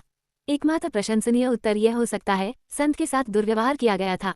ये सही है, पहले ये यू और यू रामू संप्रदाय में नहीं थे, इसलिए संभवतः वे बाहर चले गए और फिर कुछ घटित हुआ। फिलहाल यह उत्तर लुओजी के गुस्से को इस हद तक भड़काने की सबसे अधिक संभावना वाला लगता है। इस संभावना पर विचार करने पर दाओ उपदेश शिखर के शिष्यों ने एक बार फिर उग्र रूप से लिखना शुरू कर दिया। The untold story of me and the sentence to the days not shared, कृपया दया करें पति। आधे घंटे बाद लुओजी और ये यू आखिरकार रुक गए। पूरी सच्चाई जानने के बाद लुओजी ने कोई झिझक नहीं दिखाई। वह तुरंत वुजी पीक के ऊपर स्पिरिट बोट की ओर चला गया। यून रामू को काले लबादे में देखकर उनकी अभिव्यक्ति बहुत जटिल हो गई। जैसे ही वह बोलने ही वाला था, यून रामू ने तुरंत चुप रहने का इशारा किया। फिर उसने कमरे में जी मुलिंग की ओर इशारा किया। लुओजी ने मुड़कर देखा। उसने देखा कि जी मुलिंग ने एक तकिया पकड़ रखा है और उस पर अपना चेहरा दबाकर गहरी सांसें ले रही है। उस पल में लुओजी पूरी तरह से स्तब्ध था। वह क्या कर रही है? कौन तकिए को गले लगाएगा और उसे इस तरह सूंघेगा? लुओजी ने सीधे एक विचार प्रसारित किया, शिष्य, वह क्या कर रही है? मैं भी नहीं जानता। ये यू का कमरा है। जब वह तुम्हें ढूंढने गया तो जी मुलिंग यहाँ आ गई। वो लंबे समय से यहाँ रह रही है, लगातार चारों ओर सूंघ रही है। क्या वो किसी साधना तकनीक का अभ्यास कर रही होगी? यू रामू ने ये शब्द कहे, लेकिन उसे भी इस पर विश्वास नहीं हुआ। लेकिन इसका और क्या स्पष्टीकरण हो सकता है? लुओजी ने अपनी भौहें कसकर सिकोड़ ली। मूर्ख शिष्य, इस प्रकार के साधना तकनीक का अभ्यास किया जाता है। ये स्पष्ट है कि उसके और ये यू के बीच कुछ है। एक पल में लुओजी के दिमाग में एक प्रेम कहानी घूम गई। बेहद स्नेही दाववादी साथियों की एक जोड़ी। वह आदमी काफी समय से बाहर था और वापस लौटने के बाद भी उसने उसके साथ समय नहीं बिताया। महिला लालसा का दर्द सहन नहीं कर सकती थी, इसलिए वह अपनी लालसा को कम करने के लिए केवल उसकी गंध को सूंघ सकती थी। हरामी, हाँ यू, तुम अपनी वरिष्ठ बहन को भी उसी संप्रदाय से कैसे नहीं बख्श सकते? लुओजी का गुस्सा एक बार फिर बढ़ गया। हालांकि उन्होंने जी मुलिंग को परेशान नहीं किया। आखिरकार वह अपने शिष्य की भावनाओं को भी संभाल नहीं सका। किसी और के काम में दखल क्यों? लुओजी ने तुरंत अपना सिर हिलाया। वह यून रामू को एक तरफ ले गया, अपनी तकनीक का उपयोग करके उसकी राक्षसी शक्ति को एक बार फिर से सील कर दिया, उसे उसकी पूर्व उपस्थिति में बहाल कर दिया। उसी समय ये यू भी आ गया। यून रामू के तितली के पंख गायब होते देख उसने राहत की धीमी सांस ली। जैसा कि अपेक्षित था, लुओजी के पास यून रामू की राक्षसी शक्ति को पूरी तरह से सील करने का एक तरीका था। इससे अनावश्यक परेशानी से भी काफी बचाव हुआ। लेकिन यून रामू की अभिव्यक्ति जटिल थी। उसके स्वामी ने पूरे समय कोई आश्चर्य नहीं दिखाया था, इसलिए उसे उसके आधे राक्षस वंश के बारे में हमेशा से पता रहा होगा। लेकिन उन्होंने इसका खुलासा क्यों नहीं किया? पब फ्यूचर विज्ञापन। इससे पहले कि यू रामू पूछ सके, लुओजी ने पहल की और ये यू से कहा, तुम मेरे साथ आओ। ये यू को कुछ हैरानी महसूस हुई, लेकिन उन्होंने यू रामू के सामने लुओजी से कोई सवाल नहीं किया। इसके बजाय जब वे एकांत स्थान की ओर उड़े तो उसने उनका पीछा किया। अपनी स्थिति स्थिर करने के बाद लुओजी ने एक ध्वनिरोधी अवरोध स्थापित किया। उन्होंने यू रामू के बारे में कहानी सुनानी शुरू की। उस वर्ष लुओजी एक दोस्त से मिलने के लिए बाहर गया था और उसका सामना यून रामू से हुआ, जो उस समय केवल 5 वर्ष का था। वह अपने परिवार से अलग हो गई थी, अकेली और बेसहारा। उसकी असाधारण क्षमता को देखकर लुओजी के मन में उसे अपनी शिष्या के रूप में लेने का विचार आया। तब से यू रामू एजोर क्लाउड संप्रदाय में शामिल हो गया और लुओजी का प्रत्यक्ष शिष्य बन गया। वर्षों की सावधानीपूर्वक शिक्षा के बाद लुओजी यू रामू से बहुत संतुष्ट थी, यहाँ तक कि उसे विश्वास था कि वह एक दिन उसकी विरासत को प्राप्त कर सकती है। लेकिन जब वह 12 साल की थी, लुओजी को अचानक पता चला कि यू रामू राक्षसी ऊर्जा उत्सर्जित कर रही थी। अपनी आध्यात्मिक समझ से जांच करने पर उन्हें पता चला कि यू रामू वास्तव में एक आधा राक्षस था और एक बहुत ही दुर्लभ प्रकार कैसेल्यूजन बटरफ्लाई। ऐसी वंशावली, भले ही वह आधी राक्षसी ही क्यों न हो, सभी प्रकार के कृषकों द्वारा उसका शिकार किया जाएगा, क्योंकि कैसेल्यूजन तितलियां बहुत कीमती और बहुत शक्तिशाली हैं। इस स्थिति में लुओजी ने यू रामू को दक्षिणी बर्बर महाद्वीप में भेजने पर विचार किया, जहां ये राक्षस जाति के लिए आश्रय स्थल होगा। लेकिन इस पर विचार करने के बाद अंततः उन्होंने इसके खिलाफ निर्णय लिया, क्योंकि अर्धराक्षस अद्वितीय होने के कारण शुद्ध रक्त वाले राक्षस कुलों के बीच आसानी से बहिष्कृत कर दिए जाएंगे। लुओजी यून रामू के साथ दुर्व्यवहार होते नहीं देखना चाहता था। आखिरकार बचपन से ही उसके साथ रहने के कारण वह लंबे समय से उसे अपना मानता था। इसलिए बहुत विचार करने के बाद उन्होंने यू रामू की शैतानी ऊर्जा को पूरी तरह से सील करने के लिए गुप्त तकनीकों और कलाकृतियों का उपयोग करने का निर्णय लिया। जब तक कलाकृतियां बरकरार रहेंगी कोई भी उसकी असली पहचान नहीं कर पाएगा। बाद में उन्होंने युन रामू को सेंटेंस की स्थिति में धकेलने के लिए विरोध पर भी काबू पा लिया। ये भी उसकी सुरक्षा का एक साधन था। 5 महान पवित्र भूमियों में से पवित्रा की उपाधि काफी प्रतिष्ठित थी। इसने पूरे मध्य महाद्वीप में सम्मान अर्जित किया। निस्संदेह इसने ब्लड डेमन संप्रदाय के नेता क्यूयुन जैसे पागलपन की संभावना से इनकार नहीं किया। पब फ्यूचर द्वारा विज्ञापन। पब फ्यूचर विज्ञापन। हालांकि ऐसे व्यक्ति दुर्लभ थे, लेकिन जब वे सामने आते थे तो वास्तव में सिरदर्द बन जाते थे। ये भी हैरान करने वाला था कि क्यूयुन के मन में युन रामू के प्रति इतना प्रतिशोध क्यों था। ये सुनकर ये यू की आंखें झपक गईं। ये और क्या हो सकता है? क्यूयू को यू रामू की असली पहचान बताने के लिए कोई मिल गया था और वो अपनी कलाकृति की गुणवत्ता बढ़ाने के लिए उसे एक हथियार की भावना में परिष्कृत करना चाहता था। स्वाभाविक रूप से ये कहने वाला नहीं था, क्योंकि एक बार ऐसा करने के बाद लुओजी निश्चित रूप से पूछेगा कि उनका क्यूयुन से कहाँ सामना हुआ था और वे कैसे भाग निकले थे, जिससे सवालों की एक पूरी श्रृंखला शुरू हो गई। सिस्टम के रहस्यों को सुरक्षित रखने के लिए ये स्वाभाविक रूप से चुप रहा। लुओजी ने आह भरी और गंभीर भाव से कहा कि लगभग 200 साल एक झटके में बीत गए। वो लंबे समय से युन रामू को अपनी बेटी मानते थे, इसलिए जिसने भी युन रामू को धमकाने की हिम्मत की उसे निश्चित रूप से जीवन भर पछताना पड़ेगा। किसी कारण से ये कहते समय लुओजी की नज़र ये यू पर तीव्रता से टिकी हुई थी। हत्या का इरादा स्पष्ट था। इससे ये यू काफी दुखी हो गया। ओल्ड लुओ, मुझे संदेह है कि आप मुझे निशाना बना रहे हैं। थोड़ी देर के बाद लुओजी ने यू रामू के साथ वुजी पीक छोड़ दिया।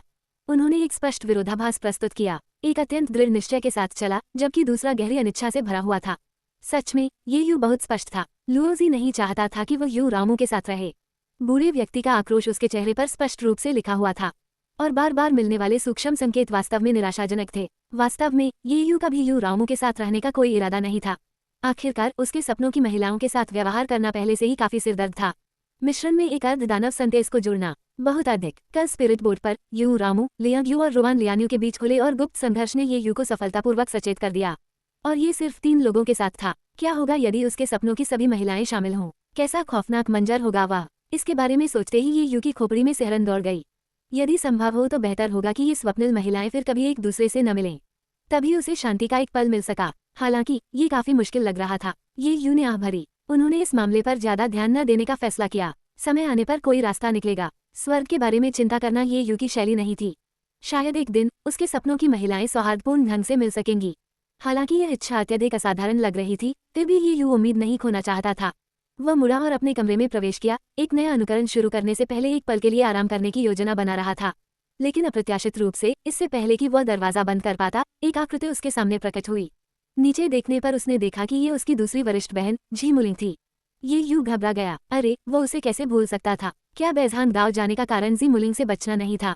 अब जब वह वापस आ गया था तो वह बहुत लापरवाह हो गया था। उसने अपनी सुरक्षा को कम कर दिया था और अपने घर पर आक्रमण होने दिया था। ये सचमुच अस्वीकार्य था। झी मुलिंग ने ये यू की कलाई पकड़ ली और उसे अपनी छाती पर दबा लिया। जूनियर भाई, आप अलविदा कहे बिना क्यों चले गए? मुझे देखने दो कि क्या तुम राक्षसी रास्ते पर गिर गए हो। ये यू का चेहरा थोड़ा पीला पड़ गया। बड़ी बहन, क्या आप सचमुच नहीं जानती कि स्वाभिमान का मतलब क्या होता है? कृपया वरिष्ठ बहन, मुझे जाने दो। ये यू ने झी मुलिंग को परेशान करने की कोशिश की, लेकिन वह इसे प्रबंधित नहीं कर सका। हालांकि झी मुलिंग लंबी नहीं थी, लेकिन उसकी पकड़ असाधारण रूप से मजबूत थी। ये यू उसे चोट पहुंचाने के लिए अपनी आध्यात्मिक ऊर्जा का उपयोग नहीं करना चाहता था। मुक्त होने के लिए वह केवल शीघ्रता से सोच सकता था। वह घबराहट का बहाना करते हुए खिड़की की ओर मुड़ा और फुसफुसाया, बड़ी बहन, जल्दी से अपने हाथ पकड़ो, मास्टर आ रहे हैं। लेकिन झी मुलिंग को धोखा नहीं दिया गया। उसने व्यंग करते हुए कहा, जूनियर ब्रदर, मुझे बेवकूफ बनाने की कोशिश मत करो। मास्टर एक लंबी यात्रा पर हैं, अधिक से अधिक 100 वर्षों के लिए, कम से कम कुछ महीनों के लिए। इस समय वो वापस नहीं आएगी। ये सुनकर ये यू का दिल बैठ गया। सब खत्म हो गया। तो अब वुजी पीक पर केवल वह और झी मुलिंग ही बचे थे। क्या वह निराशाजनक स्थिति नहीं थी जहां कोई उसे बचाने नहीं आया? जैसे ही ये यू ने विरोध करने की तैयारी की, खिड़की के बाहर से एक शांत आवाज आई, लिंगर, जाने दो। इन शब्दों को सुनकर झी मुलिंग की अभिव्यक्ति में भारी बदलाव आया। ये यू ने खिड़की की ओर देखा। वहां एक लड़की सफेद पोशाक पहने खड़ी थी। उसकी आंखें सफेद रिबन से ढकी हुई थीं। वो एक दिव्य प्राणी की तरह लग रही थी जो सांसारिक मामलों से अछूता, नश्वर संसार में उतर आया था। ये यू उत्सुक था। वह महिला कौन थी जो आकर न्याय के लिए बोलने का साहस कर रही थी? लेकिन अगले ही पल झी मुलिंग ने अचानक अपनी पकड़ ढीली कर दी और आज्ञाकारी ढंग से एक तरफ हट गई। उसने धीमी आवाज में समझाया, बड़ी बहन, मुझे संदेह था कि छोटा भाई राक्षसी रास्ते पर गिर गया है। सुरक्षा की दृष्टि से मैं उसकी जांच कर रही थी, इसीलिए मैं थोड़ा बहुत करीब था। मैंने और कुछ नहीं किया है। ये यू खंडन करना चाहता था, लेकिन ऐसा लग रहा था कि वास्तव में ऐसा ही था। झी मुलिंग को वास्तव में उसके करीब रहना पसंद था, लेकिन करीब आने के बाद वह आगे नहीं बढ़ी। यदि ये उसकी अतिरंजित भाषा और अभिव्यक्ति के लिए नहीं होता, ईमानदारी से कहूं तो ये यू इतना उग्र विरोध नहीं करेगा।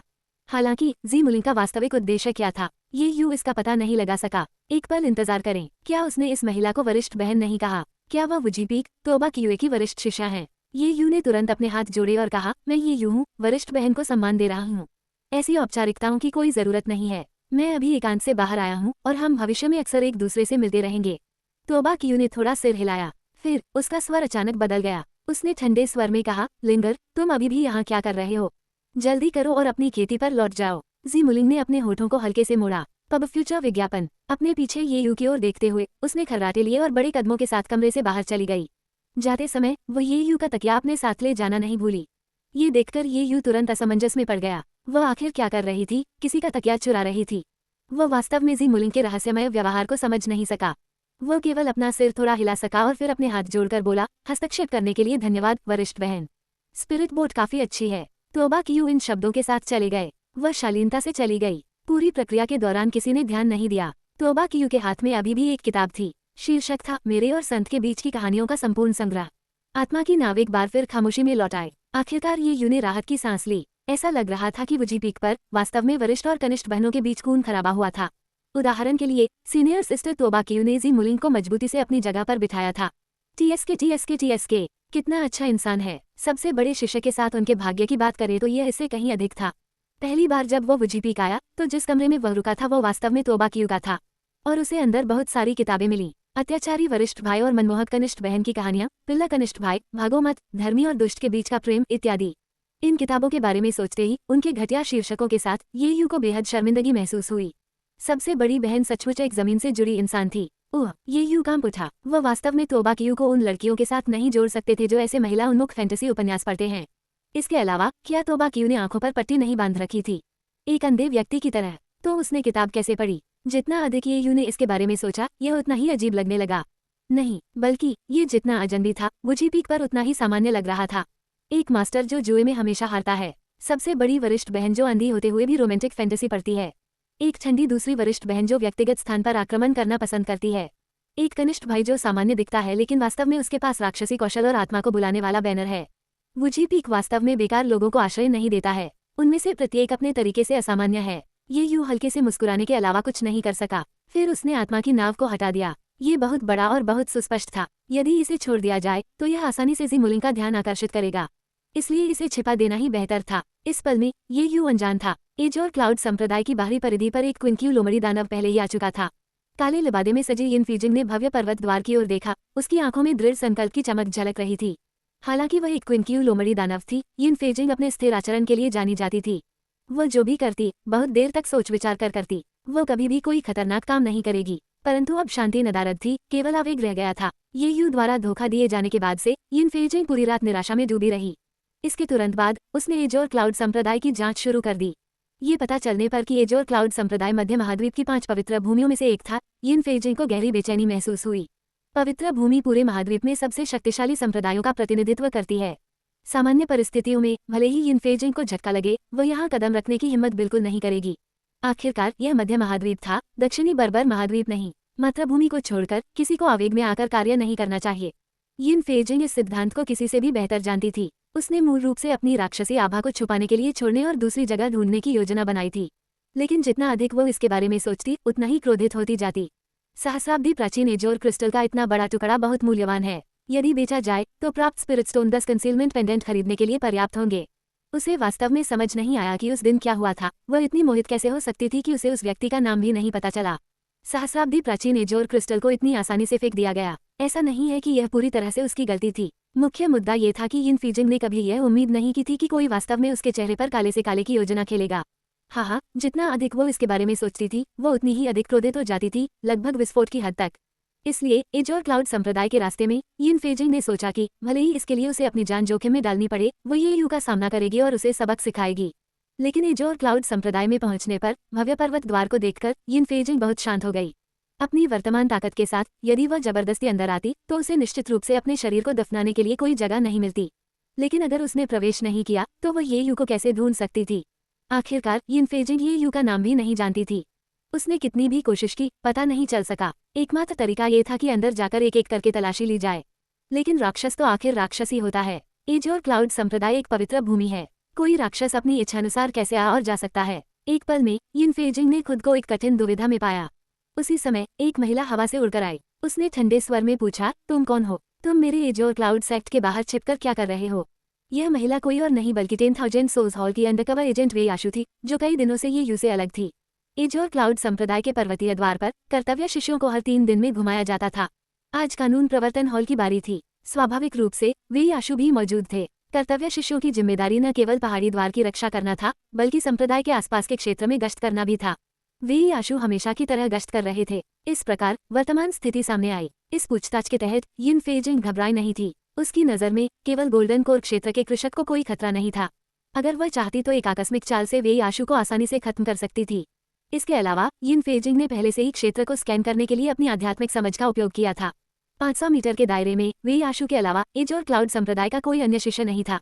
इसका मतलब था कि वे याशु अकेला था। टीएसके वास्तव में सराहनीय बहादुरी, लेकिन यिन फेजिंग का इरादा वे याशु को मारने का नहीं था। इसके बजाय उसने ये यू को खोजने के लिए उसका उपयोग करने की योजना बनाई। इस प्रकार यिन फेजिंग ने अपनी आवाज धीमी की और कहा, परी, कृपया मुझे छोड़ दो। मेरा मतलब है कि कोई नुकसान नहीं पहुंचाना। मैं यहाँ सिर्फ किसी को ढूंढने के लिए आई हूँ। वे याशु ने ठंडे स्वर में मांग की, किसी को ढूंढो।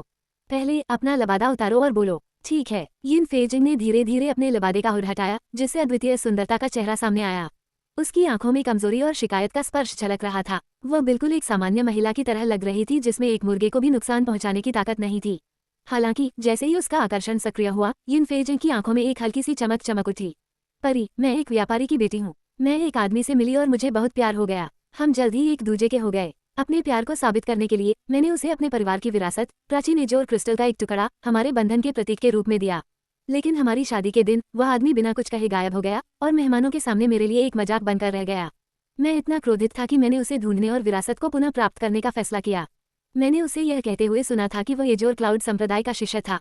लेकिन जब मैं उसे खोजने के लिए यहाँ आया तो मुझे पता चला कि उसने एक गलत नाम का इस्तेमाल किया था। मैं इस बिंदु पर यिन फेजिंग फूट फूट कर रोने लगी, लेकिन उसका हृदय संतुष्टि से भर गया। वह पहले ही अपना मन बना चुकी थी। वह न केवल ये यू को बाहर जाने के लिए मजबूर करेगी, बल्कि वह उसे एक हृदयहीन आदमी की प्रतिष्ठा भी दिलाएगी। ये यू के लिए एक सजा होगी। लोमड़ी दानव के आकर्षण के तहत वे याशु को यिन फेजिंग के शब्दों के बारे में कोई संदेह नहीं था।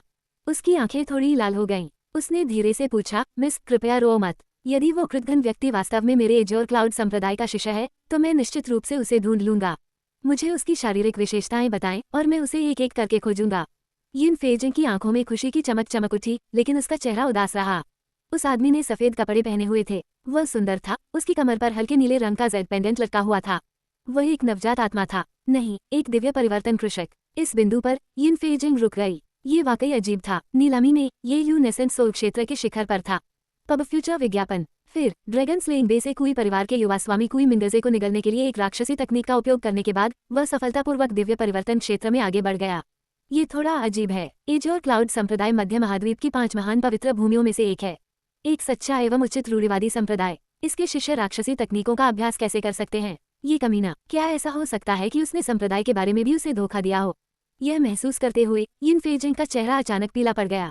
उसे देखकर वे याशु को लगा कि वह अपने दुखद अतीत को याद कर रही है, और इस प्रकार उसने अपनी वीरता व्यक्त की, मिस, यहीं रुकें। मैं उसे ढूंढने में आपकी मदद करने के लिए अब संप्रदाय में वापस जाऊंगी। जैसे ही मुझे वो कृतघ्न आदमी मिल जाएगा मैं उसे तुरंत तुम्हारे पास ले आऊंगा। यिन फेजिंग ने सिर हिलाया, लेकिन उसे बहुत कम उम्मीद थी, क्योंकि उसे अचानक एहसास हुआ, यदि ये यू गंदा खेलना चाहता था तो वह संप्रदाय का नाम कैसे उजागर कर सकता था। तो ये यू संभवतः एजोर क्लाउड संप्रदाय का शिष्य नहीं है। वह बिल्कुल झूठ था। नहीं, अधिक सटीक रूप से यह एक राक्षस को धोखा देने के लिए बनाया गया झूठ था। ये सोचकर यिन फेजिंग ने उदास होकर आह भरी, लेकिन वो नहीं गई। वह अभी भी आशा की किरण से चिपकी हुई है, और वे याशु ने अब और संकोच नहीं किया। वह तुरंत खोज शुरू करने के लिए संप्रदाय में लौट आए। वह देखना चाहती थी कि वास्तव में इस तरह के विवाह घोटाले का सहारा कौन लेगा। लेकिन अप्रत्याशित रूप से जैसे ही वह पहाड़ी गेट पर लौटी, उसका सामना ये यू से हुआ। उसे आता देख वे याशु काफी हैरान हो गया। आप वापस आ गए? आज ही लौटा हूँ। मैं आकर तुमसे मिलना चाहता था। मैंने सुना है कि तुम पहाड़ी गेट पर ड्यूटी पर थे, इसलिए मैं आ गया। ये यू थोड़ा मुस्कुराया। वे याशु बोलने ही वाली थी, तभी उसे अचानक ध्यान आया। ये यू ने सफेद कपड़े पहने हुए थे। वो खूबसूरत था। उन्होंने अपनी कमर पर हल्के नीले रंग का जेड पेंडेंट पहना हुआ था। ये पोशाक युवती द्वारा बताए गए बदमाश के हुलिये से पूरी तरह मेल खाती थी, लेकिन दायरा थोड़ा हटकर लग रहा था। वे याशु को याद आया कि ये यू अभी नवजात आत्मा क्षेत्र में था। इस संदेह को मन में रखते हुए उसने धीरे से पूछा, क्या आपने हाल ही में एजोर क्रिस्टल का एक टुकड़ा खरीदा है? आपको कैसे मालूम? ये यू आश्चर्यचकित लग रहा था। इस बार वह वेई आशु के पास सिर्फ ये पूछने के लिए आया था कि वह इस प्राचीन नीला क्रिस्टल से निपटने के तरीके के बारे में सोचने में उसकी मदद करे। लेकिन अप्रत्याशित रूप से वेई आशु के अगले शब्दों ने ये यू को और भी अधिक भ्रमित कर दिया। तो क्या तुम बेवफा हो?